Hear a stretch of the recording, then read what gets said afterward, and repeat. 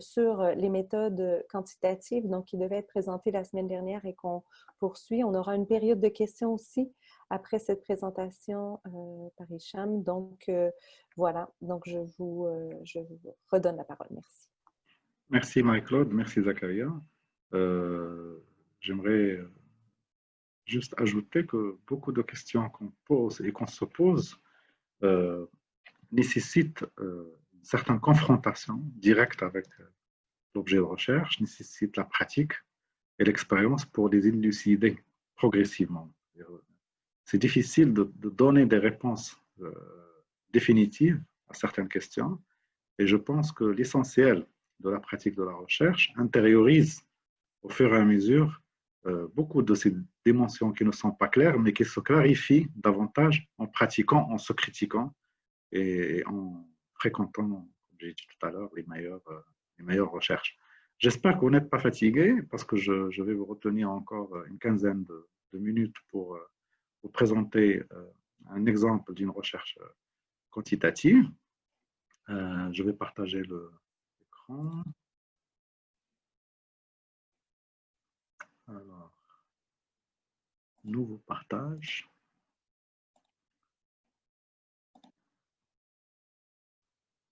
C'est bon? Est-ce que vous voyez l'écran?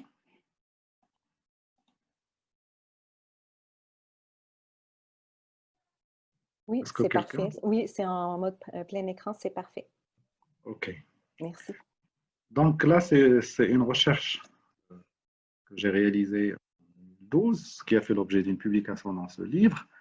Excusez-moi cette publicité, mais je pense aussi que c'est une opportunité pour vous, pour me critiquer, pour me dire que tout ce qu'on a vu depuis le début de ce cycle n'a pas été respecté ici ou là, etc. Mais l'enjeu, ce n'est pas de dire que c'est un modèle à suivre, mais justement une expérience d'opérationnalisation de certains concepts, une manière de traduire une certaine position théorique en question de recherche pour justement déterminer le type de données, le type de procédé méthodologique et pour enfin arriver à des conclusions. Donc, c'est à vous de juger le niveau de cohérence de cet exemple. Il porte sur la mesure multidimensionnelle de la pauvreté des enfants.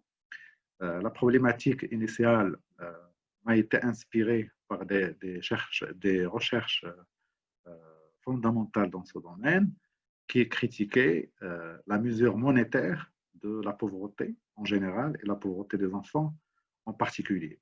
C'est-à-dire que le challenge, c'est que les données sur la pauvreté dans le monde sont généralement produites par les organes gouvernementaux, par les directions de la statistique, qui sont des organes officiels, qui sont dotés de moyens pour pouvoir collecter des données sur l'ensemble de la population, ce que les chercheurs n'ont pas, c'est-à-dire même un groupe de chercheurs doté d'un gros budget ne peut pas conduire une enquête représentative couvrant l'ensemble du territoire.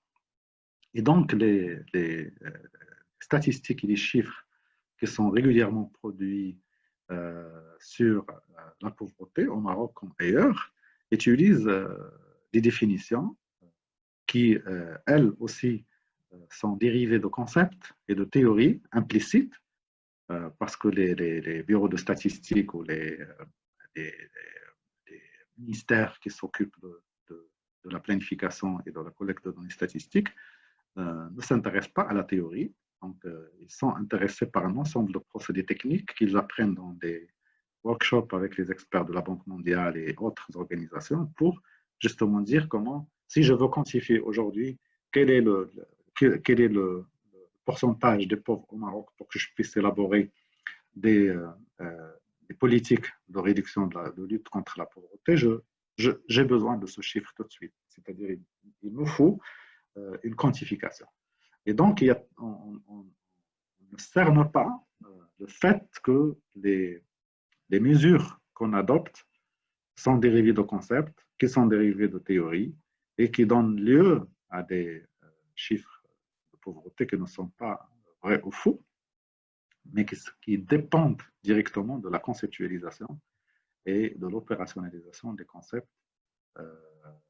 choisis. Et donc, dans la littérature non académique, c'est-à-dire la littérature non académique sur la pauvreté, on trouve généralement des quantifications sans explicitation de concepts, de méthodes de mesure, etc. Et donc, ça m'interpellait quand j'ai commencé à lire, en préparant une thèse de doctorat, quand j'ai commencé à lire la littérature un peu partout dans le monde, ça m'interpellait qu'il n'y avait aucune autre évaluation de la pauvreté au Maroc que celle qui est produite par un organe qui n'est pas un organe de recherche, mais un organe qui sert à l'aide à la prise de décision gouvernementale au Maroc. Et donc, je me suis dit, et si on change de définition de la pauvreté, qu'est-ce que cela donnerait? Et donc, y aurait-il, par exemple, d'autres groupes de Marocains qui seront identifiés comme pauvres si on change de définition, si on change de concept, de mesure, etc. Et donc, c'était ça un peu la problématique. Et je pense que la problématique s'avère assez intéressante, mais ce n'est pas suffisamment élaboré. Il fallait que j'aille regarder un peu la littérature académique, notamment les travaux qui inspirent ces mesures monétaires de la pauvreté, c'est-à-dire celles qui limitent la pauvreté à un seuil monétaire, que ce soit de revenus ou de consommation, en dessous duquel donc, un individu ou un groupe est classé comme pauvre. Donc, j'ai identifié un certain nombre d'écoles. J'ai fait l'analyse par 2 ou 3 critères, c'est-à-dire c'est quoi cette approche d'abord, ensuite quel est le niveau, l'unité d'analyse, est-ce que ça part de l'individu, du ménage, du groupe, etc. Quel niveau d'analyse et quel type de recommandations au niveau des politiques peut-on tirer d'une étude sur la pauvreté qui adopte cette démarche théorique. Donc, j'ai identifié l'approche monétaire, j'ai ajouté la néolibérale parce qu'elle est l'approche la plus utilisée dans le monde par les gouvernements pour mesurer la pauvreté. Et donc, j'ai essayé de dégager des présupposés théoriques derrière cette idée de dire que seul ce que consomme une personne peut définir son statut par rapport à la pauvreté. Et donc, les approches monétaires sont largement ancrées dans la tradition économique néoclassique par rapport à la tradition classique, parce que la tradition classique portait sur le bien-être des nations, hein, des sociétés. Hein, vous connaissez le livre d'Adam Smith, The Wealth of Nations, la richesse des nations et pas la richesse des individus. Le tournant néoclassique opéré au début du siècle dernier, dont les prémices ont été développées au début du siècle, mais certes renforcées à partir des années 60 et 70, a déplacé ce focus des groupes et des sociétés vers les individus selon la notion d'utilité, c'est-à-dire que les individus, selon les présupposés néoclassiques, poursuivent l'objectif de maximiser l'utilité. Hein, donc, je ne vais pas développer ce point sur l'utilité qui est l'utilitarisme, est une doctrine qui relève de la philosophie morale, etc. Mais je précise vite fait ce que j'entends par là, c'est que les économistes néoclassiques considèrent que l'utilité et la maximisation d'utilité est l'objectif ultime de chaque individu rationnel, c'est-à-dire qui utilise ses ressources pour manière optimale pour satisfaire ses besoins. Et donc, comme il n'y a pas de moyen pour mesurer l'utilité, alors qu'est-ce qu'on fait? On va mesurer l'utilité à travers la consommation, c'est-à-dire ce que consomment les gens. Et ce que consomment les gens peut donner une idée sur les biens et les services qui sont socialement valorisés. Et l'indicateur principal de cette valorisation ou dévalorisation sociale est le prix. Et donc, le prix qui règne, c'est le prix qui détermine la valeur sociale d'un bien ou d'un service. Et si un individu consomme un bien, quel que soit son prix, c'est-à-dire qu'il le valorise plus que d'autres biens concurrents. Donc, cette approche n'est pas satisfaisante, non seulement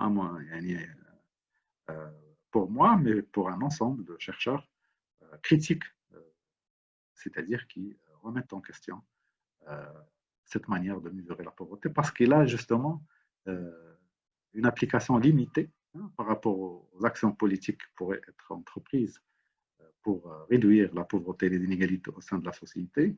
Et quand on mesure la pauvreté que par la consommation, cela ne nous aide pas vraiment à concevoir des politiques beaucoup plus larges de ce que consomment les individus.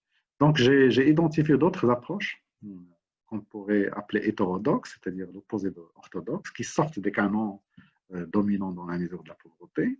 Il y a l'approche d'exclusion sociale, il y a l'approche marxienne qui focalise sur l'analyse institutionnelle, comment une certaine configuration des institutions dans un temps et un espace donné détermine les résultats de la politique économique et des politiques sociales en général, et qui débauche sur des recommandations au niveau des politiques totalement différentes de celles qu'on pourrait tirer de l'approche monétaire néolibérale, à savoir la redistribution des, des richesses, la politique fiscale, la sécurité sociale, etc.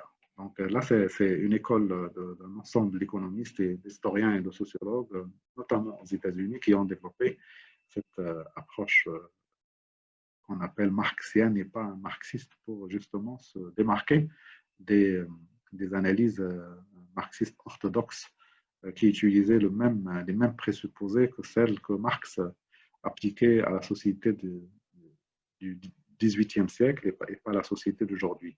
Donc, une autre théorie sociologique que j'ai préférée, puisque j'ai analysé la pauvreté d'un point de vue sociologique, c'est ce qu'on appelle la privation relative, ou bien la privation multiple, qui définit non en termes de revenus. J'ai choisi juste trois tendances, mais en fait, il y en a plusieurs. Dans le travail de la thèse doctorale, j'avais intégré 5 ou 6 tendances. Donc, la privation peut être définie comme un état observable et de désavantage relatif. Pourquoi relatif? Parce qu'on n'est pas pauvre comme ça dans l'absolu, mais on est pauvre par rapport au niveau de richesse disponible au sein de la communauté et au sein de la société, et par rapport à d'autres sociétés, à d'autres individus, à d'autres groupes et familles, etc. Donc, la privation peut être appliquée aux conditions de vie, c'est-à-dire les conditions physiques, environnementales, sociales, etc. Et ne se limite en aucun cas aux ressources. Donc, cette définition est ancrée, elle trouve sa genèse dans une théorie sociologique de la privation, notion et concept beaucoup plus large que la notion limitée de la pauvreté monétaire. Et donc, Peter Townsend et un grand collectif de chercheurs de différentes disciplines ont développé ce concept et ont également développé des enquêtes empiriques qui ont permis de tester la validité de ce concept. Et donc, ils définissent de manière beaucoup plus opérationnelle le concept de privation. Quelqu'un est privé quand ses conditions de vie vont en dessous d'un niveau social, du niveau des richesses et du niveau de vie sociale qui est largement partagé au sein de la société. C'est-à-dire on est privé, on est pauvre quand on n'arrive pas à vivre selon des standards qui sont atteints par une partie, une proportion importante de la société. Et qui indique en quelque sorte le niveau d'inégalité qui règne dans la société. Donc les questions de recherche, pour aller plus vite, que je me suis posée porte sur quels sont les groupes d'enfants qui sont classés comme pauvres quand on applique la définition monétaire de la pauvreté au Maroc. Et cette définition monétaire fixe le seuil de pauvreté à 3000, une moyenne de 3500 dirhams par personne par année. C'est-à-dire le seuil rural est un peu plus élevé que le seuil urbain. Je crois 3600 pour le rural et 3200 pour l'urbain. Mais la moyenne du seuil, le seuil national, c'est 3500 dirhams. Si vous consommez moins de 3500 dirhams par année, vous n'êtes pas considéré pauvre au Maroc. Et donc, à vous de faire le calcul, ce que vous pouvez faire avec 3500 dirhams sur toute une année. La deuxième question, quel est le groupe d'enfants qui sont classés comme pauvres quand j'applique la définition que je viens de partager avec vous, et celle de la privation multiple comme une alternative à l'approche monétaire de la pauvreté. On va voir quel contenu empirique je mets dans la définition de la privation multiple. Et la troisième question, qu'est-ce qui se passe dans ces groupes qui sont classés comme pauvres quand on combine les deux? C'est-à-dire pour examiner le overlap, le chevauchement. Y a-t-il un chevauchement? Y a-t-il un groupe qui souffre à la fois des deux? Et y a-t-il un groupe qui souffre que d'un seul type de pauvreté et l'autre de l'autre type, etc. Donc, le processus de recherche, d'abord, il a fallu délimiter le contour des principaux concepts utilisés, c'est-à-dire qu'est-ce que ça veut dire une privation relative, quelles sont les dimensions que je dois choisir, bien sûr, selon les données disponibles, parce que j'utilise une enquête nationale représentative, donc je n'ai pas collecté les données moi-même, j'ai utilisé ce qu'on appelle les données secondaires, une enquête qui est réalisée par le Haut Commissariat au Plan. Et donc, j'étais dans le choix des dimensions limité par les variables incluses dans cette enquête. Donc, il faut transformer ces dimensions en indicateurs, c'est-à-dire parmi les dimensions que j'ai choisies, la dimension éducation, la dimension sécurité sociale, la dimension qualité de l'habitat, la présence d'eau potable, l'électricité, etc. Et donc, il faut transformer ces dimensions en indicateurs mesurables et les indicateurs sont également transformés en variables, etc. Donc, généralement, les questions qu'on inclut dans les questionnaires doivent découler de ce schéma. On ne met pas des questions comme ça au pif, mais on pose la question sur la fonction que va jouer cette question une fois les réponses collectées dans la mesure de l'indicateur et par conséquent de la dimension et du concept choisi en fin de compte. Donc, vous voyez que la recherche quantitative observe un certain nombre de standards, à savoir que les données collectées ne sont pas indépendantes des concepts choisis et de l'opérationnalisation qu'on fait de ces concepts. Donc, le schéma méthodologique est le suivant. Il y a le concept. Ici, on parle de pauvreté. Généralement, c'est un concept abstrait. Quand on dit pauvreté, pauvreté de quoi? Pauvreté matérielle, pauvreté intellectuelle, pauvreté spirituelle, etc. C'est un concept abstrait auquel on n'a pas encore commencé à donner, à attribuer des qualités empiriques. Une fois on va dans le niveau de dimension, là, on commence à donner ici des dimensions concrètes qui s'approchent beaucoup plus du concret et qui s'éloignent du niveau abstrait. Là, j'ai choisi éducation, eau potable, électricité, assainissement, parce que toutes ces dimensions ont un rapport étroit avec les conditions de vie et donc avec la pauvreté. Ensuite, la sécurité sociale et la qualité du logement. Les indicateurs, on va les voir tout de suite, mais ici, je rappelle juste ici que la pauvreté, quand elle est mesurée officiellement au Maroc, voilà ce qu'il donne en termes de résultats. Ici, le bleu foncé, ce sont les enfants, et le bleu clair, c'est la population. Et donc, 91, voilà ce que ça a donné, 99, 2001, 2007 et la dernière enquête de 2014. L'exemple que je présente aujourd'hui est fondé sur 2001. Pourquoi j'ai mis en rouge? pour nous rappeler que quand on utilise la définition monétaire de la pauvreté, ça donne 20% des enfants qui sont classés comme pauvres et 16% de la population générale. Maintenant, la source de données, c'était l'enquête nationale de consommation et de dépenses de ménage de 2011. Là, c'est les objectifs, pourquoi cette enquête est réalisée chaque 5 ans, qu'est-ce qu'elle inclut, etc. Les indicateurs que j'ai choisis pour opérationnaliser le concept de privation. Premier indicateur concerne la source la plus proche d'eau. Potable ne doit pas dépasser 30 minutes aller au retour, ou bien la source n'est pas améliorée, c'est-à-dire que cette eau n'est pas potable. Soit un puits non traité, soit ce qu'on appelle une sagia, etc. Et pourquoi 30 minutes aller-retour? Parce que certains chercheurs disent qu'en milieu rural, ce n'est pas considéré comme problématique d'aller chercher de l'eau à une distance de 15 minutes. Et donc, pour ne pas trop restreindre la définition, on a nuancé cet indicateur. Deuxième indicateur, un enfant est considéré pauvre quand il vit dans un ménage qui n'a pas d'électricité. Et vous pouvez imaginer que tout ce qui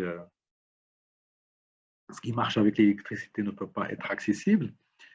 Aussi, vivre dans un ménage sans toilette, les enfants âgés de 6 à 17 qui n'ont jamais été à l'école ou qui ne sont pas à l'école au moment de l'enquête, c'est le quatrième indicateur. Le cinquième indicateur, les enfants qui vivent dans un ménage qui n'a pas accès à la sécurité sociale, donc ils supportent les frais de soins de santé eux-mêmes. Parfois, il y a même des ménages qui vendent leur propre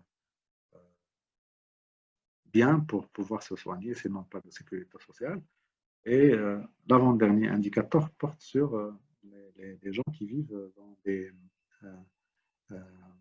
résidences qui ne sont pas destinées à l'habitant, que ce soit construit avec un certain type de matériaux ou qui n'est pas destiné à l'habitat de manière générale. Et le dernier indicateur porte également sur la qualité de l'habitat. Mais cette fois-ci, il porte sur le nombre de personnes par chambre. Et quand ce nombre dépasse 3, c'est généralement considéré comme étant lié à un certain type de pauvreté et de privation. Donc voilà les 7 indicateurs. Le seuil de privation a été établi à 3 privations ou plus, c'est-à-dire un enfant est considéré pauvre quand il souffre d'au moins 3 de ces 7 indicateurs.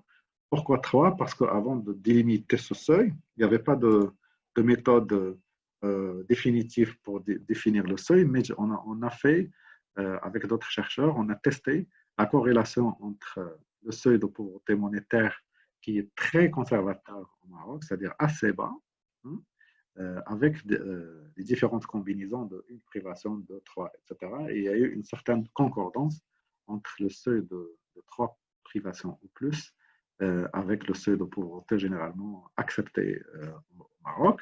Et le résultat, c'est que c'est le double de l'estimation de la pauvreté au Maroc. Ici, c'était 20%. Et là, avec la définition de 3 privations ou plus, a été estimé en 2001 à 41% des enfants marocains souffrent de 3 privations au plus. OK? Donc, la question qui peut se poser, c'est qui me dit que ces indicateurs sont bons pour parler de la pauvreté au Maroc? Donc, ça peut sauter aux yeux qu'ils sont vraiment très basiques. Il n'y a pas de différence là-dessus. Vous pouvez demander à n'importe qui, est-ce qu'un ménage qui n'a pas d'électricité, d'eau potable, de toilette, et dont les enfants ne vont pas à l'école, etc., est considéré pauvre ou non, vous allez constater que la majorité vont dire oui. Parce que chaque indice de pauvreté doit respecter, avant la validité scientifique, une certaine validité politique. Et la validité politique porte sur ce que pensent les gens de cet objet qu'on observe, qu'on analyse. quelle est la signification de la pauvreté pour les gens. Dans une étude quantitative, c'est assez limité, il n'y a pas suffisamment de marge de manœuvre pour parler d'autres conceptualisations, parce que ce qui nous intéresse ici, c'est de mesurer dans quelle mesure ce concept et la théorie dans laquelle il se meut est pertinente ou pas. Donc là, on a procédé pour des tests de validité. Ce que vous voyez ici, c'est chaque indicateur est croisé avec le niveau de dépenses moyen des ménages. Donc ici, 0, ce sont les enfants qui vivent dans un ménage qui n'est pas privé de cet indicateur, qui est le vivre dans un ménage, dans une maison qui n'est pas faite pour, c'est-à-dire qui n'est pas, comment dire ça, qui n'est pas salubre, hein, c'est l'habitat insalubre. Vous voyez que les enfants qui ne sont pas privés appartiennent à des ménages dont la moyenne de dépenses est assez élevée. C'est entre 45 500 et 50 000 dirhams par année, et qui sont très très loin du seuil de pauvreté au Maroc, alors que les enfants qui appartiennent à un ménage qui habite dans un habitat insalubre, leur moyenne, je parle bien de la moyenne, hein, plus ces barres sont distantes, plus l'écart entre la moyenne et les valeurs réelles de chaque ménage est important.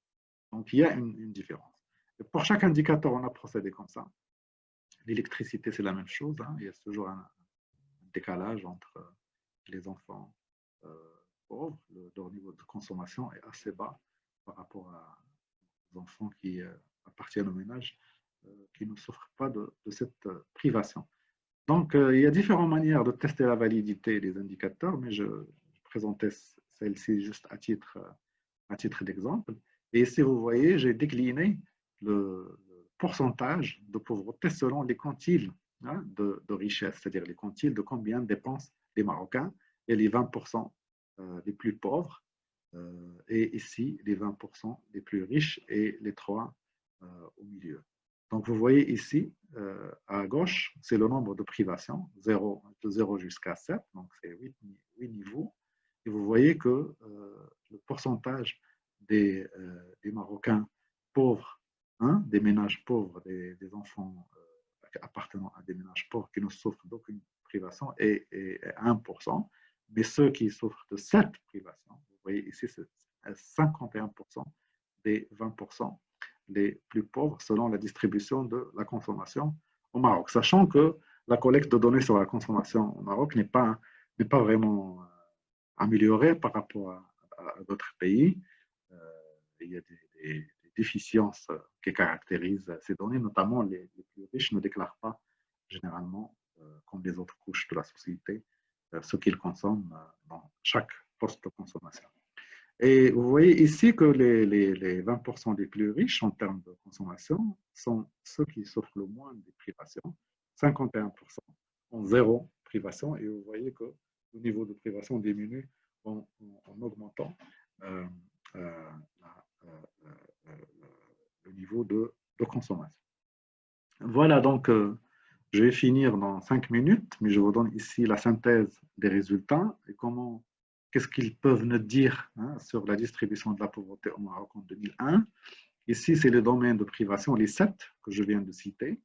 85% des Marocains, des enfants marocains, n'ont pas accès à l'assurance médicale. 37% vivent dans un ménage avec plus de 3 personnes par chambre. 36% pas d'électricité, 27% pas de toilettes, 26% pas d'eau potable, 11% n'ont pas fréquenté ou ne fréquentent pas l'école et 9% vivent dans un habitat insalubre. Maintenant, ce n'est pas quand on agrège hein, ces indicateurs, on s'intéresse à l'effet simultané des différents types de privation et on remarque ici que seuls 10% de la population ne souffre d'aucune privation, 26% souffrent d'une seule privation, 23% de 2, 16% de 3, etc. etc. OK? Donc, ça, c'est la distribution du score, de l'indice. Une fois les différents indicateurs sont agrégés en un seul indices. Et là, c'est le graphique le plus important parce qu'on compare les résultats de l'indice de pauvreté multidimensionnelle, de privation multiple, avec les résultats de la pauvreté monétaire telle qu'elle est mesurée officiellement au Maroc. Donc ici, pour la légende, le bleu foncé, ce sont les enfants privés, c'est-à-dire dont on a recensé les différentes privations selon les 7 indicateurs, et le bleu clair, ce sont les enfants qui ne sont pas privés. Et ici, sur l'axe X, c'est les pauvres monétairement et les non-pauvres monétairement. Donc, vous voyez ici que 15% des enfants marocains en 2001 souffrent à la fois de la pauvreté monétaire telle qu'elle est mesurée officiellement par le Maroc et de au moins 3 privations, parmi l'échelle de privation présentée tout à l'heure. Donc, c'est 15%, ils souffrent à la fois des deux. Et seuls 7% des enfants qui sont considérés monétairement pauvres ne sont pas privés. C'est-à-dire ils n'ont aucun problème par rapport aux 7 indicateurs que je vous ai présentés tout à l'heure. Là où ça devient intéressant, ces 26% qui n'apparaissent nulle part, ce sont des enfants appartenant à des ménages qui ne sont pas pauvres monétairement. Ils n'apparaissent pas dans les statistiques officielles de la pauvreté au Maroc, mais ils souffrent d'au moins 3 privations parmi les 7 indicateurs discutés. Et donc, c'est là, si vous parlez en termes de politique, de réduction des inégalités et de pauvreté, vous allez voir que la définition du concept n'est pas un luxe intellectuel. Il détermine les dimensions empiriques à observer et peut avoir des conséquences désastreuses sur la population ou une partie de la population. Et c'est pour ça que la recherche scientifique doit être encouragée, doit être promue pour justement permettre d'utiliser différentes manières d'observation du monde social et de voir comment ces différentes manières peuvent nous faire, comme on le disait tout à l'heure avec Jean-Claude Passeron, faire apparaître des faits qui n'auraient pas apparu quand on utilise un autre langage théorique. Et ça a été ma conclusion principale pour ne pas être long. Je crois que je vais m'arrêter là. Merci beaucoup. Marie-Claude? Oui, je suis de retour. Merci, merci beaucoup, Hicham, pour cette présentation. La plupart des questions concernent les indicateurs. Donc, on a eu plusieurs questions concernant les indicateurs. La première question, plus générale, quels seraient un peu les différents aspects théoriques, opérationnels à considérer dans le choix des indicateurs à privilégier pour une recherche donnée et peut-être revenir sur l'exemple. Donc, quels étaient les choix qui sous-tendaient en fait les indicateurs voilà, pour cette recherche? Oui, c'était très clair à partir de 2 niveaux. D'abord, la définition de la privation, ça se voyait, c'était tout à fait différent de la définition monétaire qui focalise sur la consommation. Alors, la définition de la privation multiple que j'ai choisie comme approche théorique disait que quelqu'un est pauvre quand il vit en dessous de conditions de vie et pas de consommation. Et donc, ces conditions de vie, je devais chercher dans la littérature ce qu'on entend par conditions de vie. Généralement, ce sont l'accès à des services et des biens qu'on appelle des biens publics, c'est-à-dire qu'ils ne doivent pas faire l'objet de marchandisation, à savoir l'éducation, la santé, l'infrastructure, le transport et d'autres domaines de biens publics qui sont généralement soutenus par les politiques publiques dans les pays qui observent des modèles sociodémocrates, etc. Maintenant, il y a des limites au choix de ces dimensions. Ce sont les données disponibles. Alors, j'étais confronté à un choix, un dilemme. Soit je conduis ma propre enquête avec une centaine de ménages, au meilleur des cas 200 ménages, parce que mon budget ne pouvait pas dépasser cette taille de l'échantillon. et inclure le plus grand nombre possible et pertinent de dimensions et d'indicateurs, ou bien j'utilise une enquête qui couvre tout le Maroc, toutes les régions, aussi bien rurales et urbaines, qui est représentative, qui me limite certes par rapport aux dimensions que je choisis, mais qui me permet de dire quelque chose avec la même autorité scientifique qui revendique la pauvreté telle qu'elle est mesurée au Maroc. Parce que ça, on le sait très bien, j'aurais pu faire ça, et la première chose qu'ils vont me jeter à la figure, c'est de dire votre enquête n'est pas représentative et ne concerne que les 200 ménages que vous avez observés. Donc c'est ça aussi, je crois qu'il faut faire les deux, c'est utiliser les enquêtes. Maintenant, aujourd'hui, le commissariat au plan commence à partager des données d'enquête brutes sur son site. Donc, je pense que les chercheurs peuvent vraiment utiliser ces enquêtes et de les comparer aux enquêtes qu'on fait sur un petit échantillon. Donc, on n'a pas toujours la liberté de choisir les concepts comment dire, les dimensions et les indicateurs. On fait ce qu'on peut par rapport aux données dont on dispose, mais les conclusions auxquelles on arrive à la fin de la recherche doivent tenir en compte ce type de limite. En fin de compte, il n'y a aucune recherche parfaite qui arrive à couvrir toutes les dimensions du réel. Merci. Donc, il y a un aspect que tu viens d'aborder qui était lié à une des questions, donc sur la question de l'importance de la contextualisation donc des indicateurs. Donc, comment on fait pour tenir compte du contexte dans le développement des indicateurs? Donc, c'est quoi le rôle du contexte finalement en lien avec le choix peut-être des indicateurs et comment on... Donc, la question, c'était comment contextualiser, mais on peut la reformuler en disant plutôt comment tenir compte du contexte dans l'élaboration des indicateurs. Je pense que le concept est fondamental parce que quand je regarde les indicateurs qui sont utilisés en Angleterre, les enfants considérés comme pauvres quand ils n'arrivent pas à voyager au moins une semaine par année en famille ou entre amis. Les enfants qui ne sont pas dotés de 3 paires de chaussures, une pour l'hiver, une pour l'été et une pour le printemps. Si on applique ces définitions au Maroc, 90% des enfants seront classés comme pauvres. Donc le contexte est important.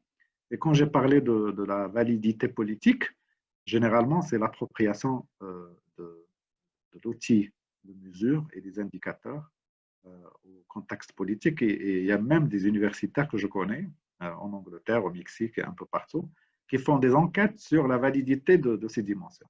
Ils font des enquêtes non pour mesurer la pauvreté, mais pour dire, demander aux gens, à votre avis, qu'est-ce qui est considéré comme pauvre. Par exemple, il y a certains indicateurs qui ne sont pas valides, comme disposer d'une télévision, parce que ça ne représente pas forcément un état de précarité ou de pauvreté, parce qu'il y a des gens qui choisissent de ne pas euh, disposer d'un poste de télévision. Et du coup, certaines enquêtes demandent aux gens, quand ils ne disposent pas d'un bien ou d'un service, quand ils n'ont pas accès à un service, on leur demande, est-ce que vous n'y avez pas accès parce que vous l'avez choisi délibérément, ou bien parce que vous ne pouvez pas, hein, vous n'avez pas les moyens de vous procurer ce bien. Et du coup, ça traite aussi la question du contexte, la question de la validité politique des indicateurs. Donc, la question de la validité, c'était la prochaine question. En fait, donc il y a une suite dans les réponses. Donc, la question vient. En fait, quelqu'un demandait comment on teste justement la validité, comment on pourrait tester avant même de conduire l'enquête, comment on pourrait tester la validité des indicateurs. Donc, quels sont les éléments à prendre en considération pour s'assurer que les indicateurs qu'on va privilégier ont une certaine validité. Oui, d'abord, il faut préciser que les indicateurs se situent à un niveau supérieur aux données collectées, parce que les données collectées, on peut déjà déterminer le type de données à partir des dimensions. Une fois on collecte les données, on peut les agréger les variables de différentes manières pour tester différents indicateurs. Il n'y a pas un seul indicateurs possibles. Il y a différentes manières de tester la validité. Déjà, le concept de validité a des dimensions multiples. Il y a la validité faciale, c'est-à-dire est-ce qu'il apparaît comme étant approprié pour mesurer la pauvreté, la validité interne, la validité politique, comme j'ai dit tout à l'heure, etc.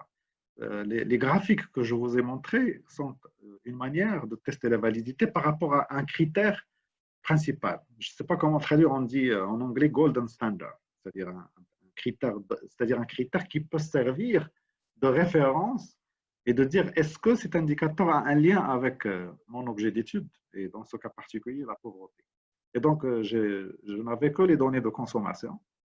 Et donc, pour pouvoir tester la validité de ces indicateurs, la validité scientifique, ben, entre parenthèses, c'est de dire est-ce que cet indicateur permet de discriminer la population d'études par rapport au niveau de consommation. Et si je trouve que ceux qui sont privés de cet indicateur sont ceux qui disposent de ressources financières les plus basses, c'est-à-dire que cet indicateur pourrait dire quelque chose, hein, c'est-à-dire pour rester modeste, pourrait dire quelque chose par rapport à la pauvreté. Il y en a des recherches, par exemple, qui choisissent l'état de santé comme facteur déterminant de la pauvreté. Si un indicateur est corrélé avec l'état de santé, c'est qu'il est en mesure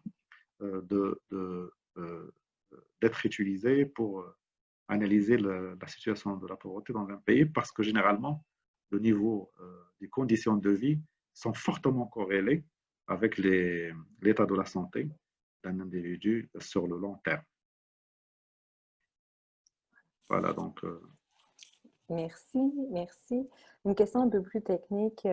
Une personne demandait pour les indicateurs qui ont été utilisés dans le cadre de cette recherche, est-ce qu'ils ont été inspirés de l'OPHI ou de Conval? Donc, une personne voulait savoir. Oui, je connais les deux. OPHI, c'est un centre de recherche à Oxford. J'ai même travaillé pour eux pendant plusieurs mois et j'ai utilisé en effet une partie de leur méthodologie de développement des indicateurs de pauvreté. Mais c'est surtout l'approche qui connaît, intitulée l'approche de Bristol, un centre de recherche dans une université britannique à Bristol, sur lequel je me suis appuyé davantage parce qu'ils ont développé beaucoup d'outils d'analyse de la validité et de la fiabilité des indicateurs de mesure, non seulement de la pauvreté, mais de mesure en général, quand on essaie de mesurer à la manière quantitative un fait social donné. Conival, c'est mexicain, c'est une agence mexicaine qui évalue et quantifie la pauvreté et conduisent même des études qualitatives. Je ne connais pas trop leurs travaux parce qu'ils sont généralement rédigés en espagnol, mais les deux, OPHI et Bristol, avec lesquels je suis familiarisé, ont beaucoup travaillé avec Conival et généralement, ça ne sort pas beaucoup de ce qu'on appelle aujourd'hui des approches multidimensionnelles de la pauvreté. Il y a aussi une question que j'ai vue, quelqu'un dit qu'il n'a pas compris le passage des trois approches dans le tableau vers le concept de privation. Merci pour cette question. Le tableau est une restitution justement des principales caractéristiques des trois approches. Il n'y a pas de passage logique entre ces trois approches dans le tableau et le choix théorique que j'ai fait. C'est justement juste pour dire que ces conceptions théoriques que j'ai passées en revue ne me permettent pas de faire apparaître ce que je voulais faire apparaître pour critiquer l'approche officielle de mesure de la pauvreté. Parce que l'analyse marxienne focalise sur l'analyse institutionnelle et donc tu peux bien sûr utiliser l'analyse institutionnelle pour critiquer les approches de mesure de la pauvreté, mais tu ne peux pas venir avec une alternative parce que les décideurs peuvent te challenger en disant quelle est l'alternative concrètement au niveau de la mesure. Et la première approche, l'approche monétaire promue par la Banque mondiale, ne m'intéresse pas du tout parce qu'il mesure la pauvreté sur la base de la consommation uniquement, ce qui est important, mais ce n'est pas suffisant. Et comme vous l'avez vu, les résultats montrent que 26% des enfants en 2001 n'apparaissent pas dans ces statistiques de pauvreté. Et ils ont des conditions de vie beaucoup plus détériorées que ce qu'on suppose quand on analyse la pauvreté via le prisme de la consommation. Merci.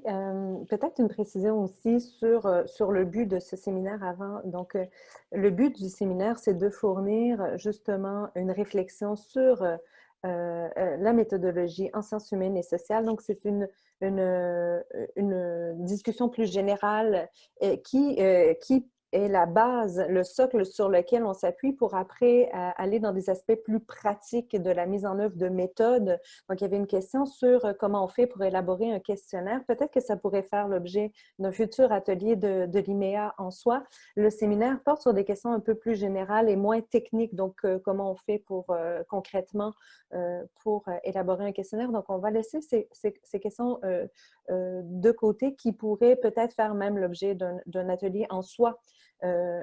Voilà, donc on prend vos questions. L'IMEA est très réactif par rapport à ça. Donc, le séminaire auquel vous assistez aujourd'hui, ça répond à un besoin qui a été exprimé dans d'autres ateliers qui avaient été offerts par l'IMEA un peu plus tôt ce printemps. Donc, peut-être revenir sur une dernière question pour conclure, mais qui en fait, qui revient. Donc, les gens voudraient savoir concrètement comment on fait pour choisir des indicateurs. Donc, est-ce qu'on pourrait revenir sur, juste donner un petit exemple, comment on fait pour choisir nos indicateurs, pour formuler les indicateurs. Donc, quelques mots là-dessus. Donc, c'était le propos de cette partie de la séance. Donc, ça a bien été démontré, mais peut-être en conclusion, revenir sur les aspects importants à considérer.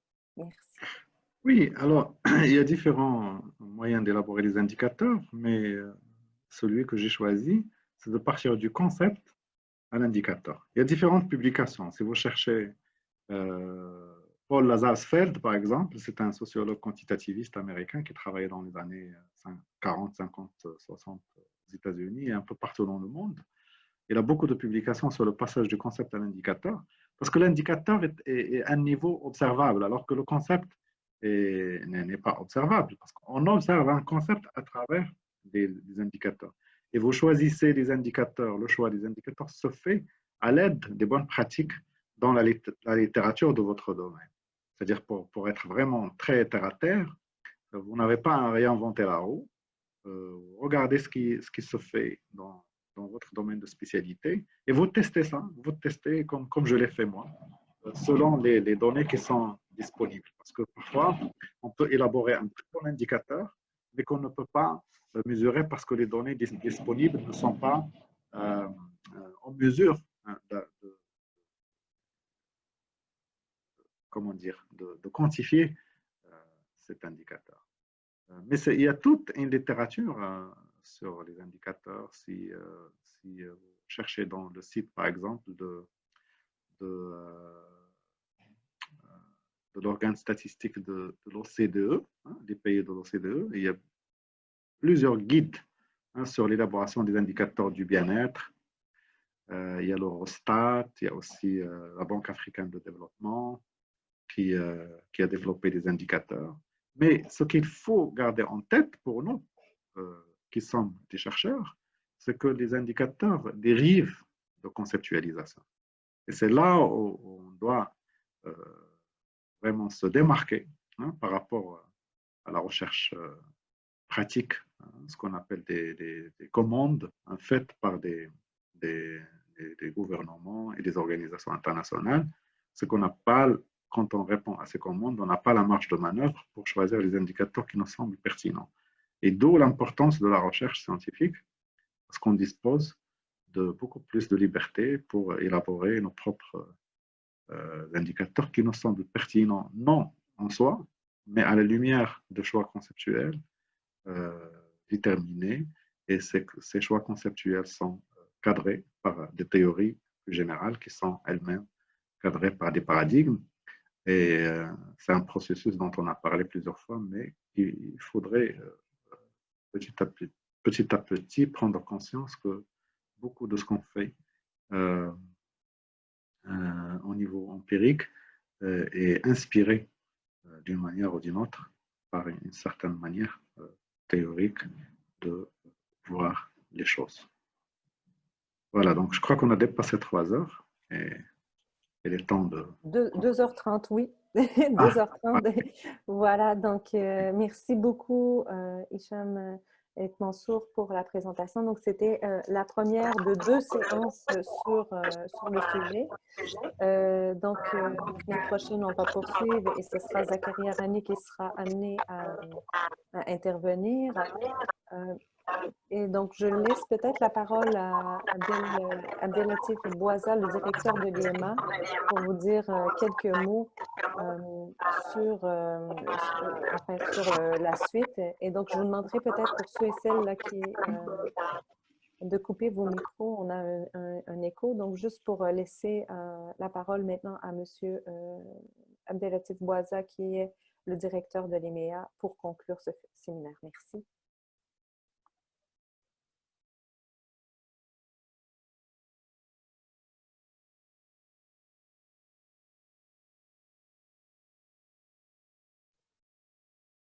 Oui, je pense qu'on a peut-être, donc on n'entend pas, peut-être qu'on a un problème de micro. Donc, au nom de toute l'équipe de l'EMEA, je vous remercie d'avoir été présente et présent pour cette séance. Donc, la semaine prochaine, on poursuit à la même heure à 11 heures, toujours en présence d'Hicham et Mansour et de Zakaria Rani. Restez au fait de tout ce qui se passe en termes d'enregistrement en suivant les médias sociaux de l'IMEA, en particulier sa chaîne YouTube et sa page Facebook. Donc, les enregistrements, comme il a été mentionné à plusieurs reprises dans le chat, seront disponibles pour la question des attestations. La même chose, donc les attestations de participation seront transmises aux participants qui auront assisté à une majorité des séances. Donc, il faut être en contact avec l'IMEA. Vous leur écrivez un courriel à l'adresse de l'IMEA, donc à l'adresse à laquelle vous vous êtes inscrite et inscrit. Donc, soyez en contact avec l'IMEA pour la question des attestations. Donc, elles seront, je le rappelle, délivrées aux participants et aux participantes qui auront assisté à une majorité de séances. Et donc, voilà. Donc, nous allons vous retrouver la semaine prochaine à 11 heures.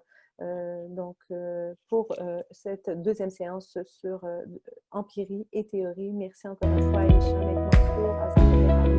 Merci à l'équipe de l'IMEA pour ce séminaire. Un plaisir de vous retrouver. merci.